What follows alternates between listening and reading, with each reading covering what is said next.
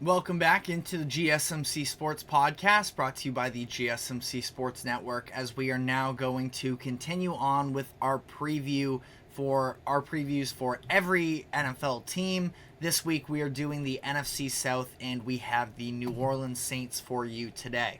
And with the Saints, I think that it's very interesting, the conversations that take place surrounding quarterback Derek Carr, because Carr is somebody that, especially early on in his Raiders career, I felt like was going a little bit under the radar in terms of what he was able to produce. And obviously, the final couple years there in Las Vegas were not good, which is ultimately why he ends up being moved to the New Orleans Saints. And Carr was not great last year, but I also think that he sort of shouldered on a little bit more blame than was fair.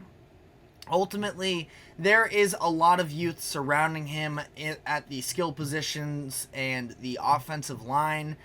I don't think that it was all that talented of a roster per se, and Derek Carr definitely could be better and would be able to elevate the team should he be able to figure it out once again. But I think that it's almost a little bit unfair, the type of scrutiny Carr faced last season. Now he's 33 years old. At this point, he is in that prove-it stage still of his career where it would be sort of easy to write him off. But he is still on the books for 2 more seasons, fully guaranteed. We're going to be diving more into the specific financial situations in the following segment here. But Derek Carr set to make over $50 million against the cap in 2025. So as much as you definitely... It feels like the Saints could be in the market for finding a new quarterback. It's going to be extremely difficult to maneuver the current number that he's on. So I think that Carr still has another 2 years in New Orleans. But, let me know what your thoughts are Let me know what your thoughts on that are in the comments section, But looking at their offensive stats from last year, they were overall pretty solid. Again, passing offense 11th, scoring offense 9th. So Derek Carr definitely, left some to be desired, but at the same time, I thought overall he was pretty productive for them. And heading into this season, I think that it's interesting as well when you just talk about what kind of pieces he has to work with, because no Michael Thomas, they ended up releasing him during the offseason. Chris Olave, in my opinion, I'm very confident in him as a wide receiver 1 moving forward. Back-to-back 1,000-yard seasons through his first 2 seasons in the NFL. I think that he is an excellent player. It's just about what is behind him, where Rashid Shaheed, somebody who's shown flashes, has spent a lot of time playing in special teams, and we know that he can be an explosive athlete, maybe with some potential to be a deep threat, but not a super fundamentally sound wide receiver that you feel like is going to be, consistent for you. A.T. Perry is a player that I really liked going back to his time at Wake Forest. I just thought that he was a very intelligent wide receiver. He's got nice size to him as well, standing at 6'5". So he's got the size. He's a pretty solid route runner. I think that he can go up and make jump balls as well. So somebody who's been flashing some in preseason and in training camp that I think A.T. Perry could definitely take on a bigger role this upcoming season. They bring in Cedric Wilson, which is fine. They bring in Equanimeous St. Brown, again, fine, but still not ultra-talented receiving room, but some interesting pieces to play around with. Jawan Johnson has emerged as a pretty nice tight end as well for them, but yeah, not one of those elite players. Their offensive line ultimately is fine. I wouldn't say it's great. I think that you're relying on a lot of youth, obviously, which is part of the reason why, there are some question marks there. Talaiz Fuaga, who they drafted with their first round pick this past year, he's been dealing with some injuries in the preseason that have limited some of his reps. Trevor Penning, especially, I thought in their game against San Francisco over the weekend, I thought that, Trevor Penning looked really good. He's a nasty player, and I forget exactly what it was. I think, attitude is like a conversation around him in terms of he can be maybe a little bit rigid is probably the nicest way to put it. But honestly, I don't need my offensive linemen to always be Jason Kelce, be super nice guys. You got to be a little nasty sometimes when you're in the trenches. So Trevor Penning is somebody I definitely have my eye on, as well as somebody who could potentially be a breakout for the Saints. Cesar Ruiz, pretty solid player as well. Overall, it's just a fine offensive line that I don't feel great about necessarily, but I don't think it should be a total liability for them either. So the offense should be fine this year, and the defense as well. You talk about where they were at, and kind of fine, all things considered. I mean, this is a Saints team that doesn't get very much positive coverage, I feel like, from the national perspective, but they're a solid roster. Now, you look at their defense, it's hit and miss at some areas. Demario Davis still holding it down in the middle, still one of the best middle linebackers in the NFL despite his age. Now, I mention his age because of the fact that he is 35 years old, turning 36 in January. That is a long time to be playing middle linebacker in the NFL. So you do have to wonder if age is eventually going to catch up with him.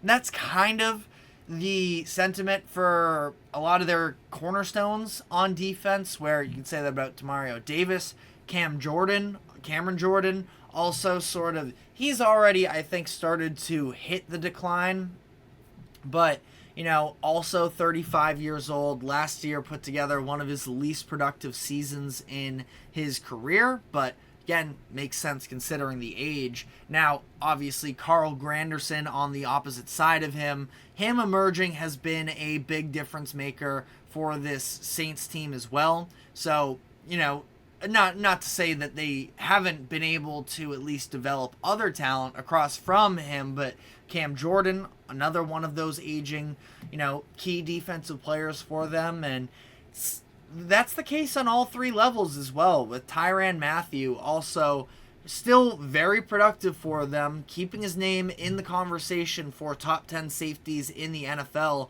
but he is going into he's been playing since 2013, so what is that, 10, 11 years or so in the NFL at 32 years old. He's just an older player now, especially for defensive backs. We don't really see them age the same quite as often anymore. So some names that can definitely produce for them, but in the back of your head, definitely are wondering about whether or not they are going to be able to continue to give that level of production. But again, the Saints, it's not just the three of those guys. I feel like Willie Gay was a really nice addition for them as well, was on that Super Bowl winning Chiefs team. I believe he was on both of the past 2 years. So, that was a nice signing there. Marshawn Lattimore definitely still holding it down as well. Paulson Adebo has been a little bit of a lesser known player, but is still a very nice pro for them, especially the past couple years.